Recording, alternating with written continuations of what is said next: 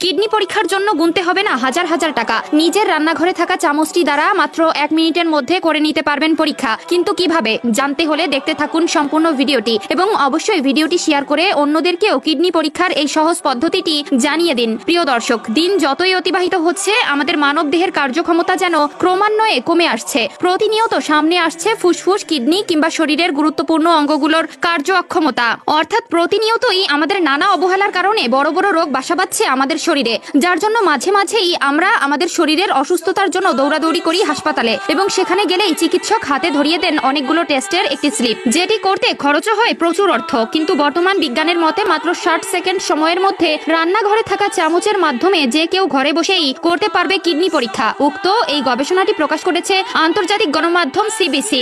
উক্ত প্রতিবেদনে উঠে এসেছে এই টেস্টটি আপনি ভরা পেটে করতে পারবেন না। এর জন্য আপনাকে সকালে ঘুম থেকে উঠে খালি পেটে থাকা অবস্থায় চামচ দিয়ে এই পরীক্ষা করতে হবে। মাত্র 60 সেকেন্ড অর্থাৎ 1 মিনিটের মধ্যে আপনি আপনার কাঙ্ক্ষিত ফলাফল পেয়ে যাবেন। একটি চামচ ও একটি প্লাস্টিকের প্যাকেট হলেই আপনি পরীক্ষাটি করতে পারবেন। তবে সকালে পানি পান করার আগে পরীক্ষাটি করতে হবে। কয়েক সেকেন্ডের জন্য জিভের মধ্যে চামচটিকে ধরে রাখতে হবে। চামচের মধ্যে লালা ভালোভাবে লাগার পর চামচটিকে স্বচ্ছ প্যাকেটটিতে ঢুকিয়ে সূর্যের আলো কিংবা কোনো ল্যাম্পের আলোর নিচে রাখতে হবে। 1 থেকে 2 মিনিট পর যদি চামচ থেকে দুর্গন্ধ বের না হয় তাহলে বুঝতে হবে শরীর সুস্থ আছে। কিন্তু যদি চামচ থেকে দুর্গন্ধ বের হয় তাহলে বুঝবেন ফুসফুস কোনো রোগে আক্রান্ত।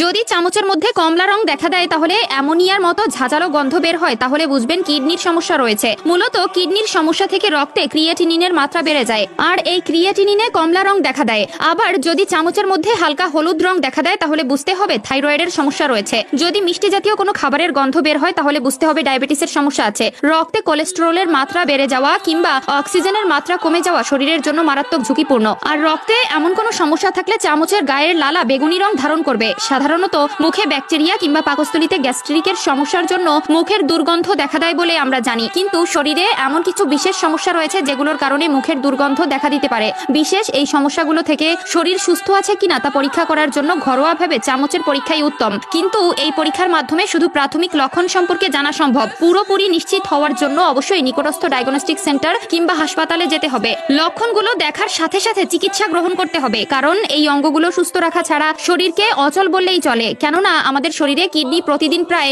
50 গ্যালন রক্ত ফিল্টার করে, যা মূত্রের মাধ্যমে বর্জ্য ও বিষাক্ত পদার্থ বের করে দেয়। এছাড়াও কিডনি শরীরের পানির পরিমাণ নিয়ন্ত্রণ করে এবং সোডিয়াম, পটাশিয়াম, খনিজ উপাদানের ভারসাম্যতা রক্ষা করেন। এছাড়াও কিডনি আমাদের ভিটামিন ডি সক্রিয় করে, যা ক্যালসিয়ামের শোষণ বাড়িয়ে হাড়কে মজবুত রাখে। তাই মানবদেহের জন্য কিডনি অত্যন্ত গুরুত্বপূর্ণ একটি অঙ্গ। এবং যদি কখনো মনে হয় এই কিডনিতে কোনো প্রকার সমস্যা হতে পারে তবে দ্রুত চিকিৎসকের পরামর্শ নেওয়া জরুরি। কেননা যদি কিডনি বিকল হয়ে পড়ে তবে বিকল হয়ে যাবে পুরো মানব দেহটি।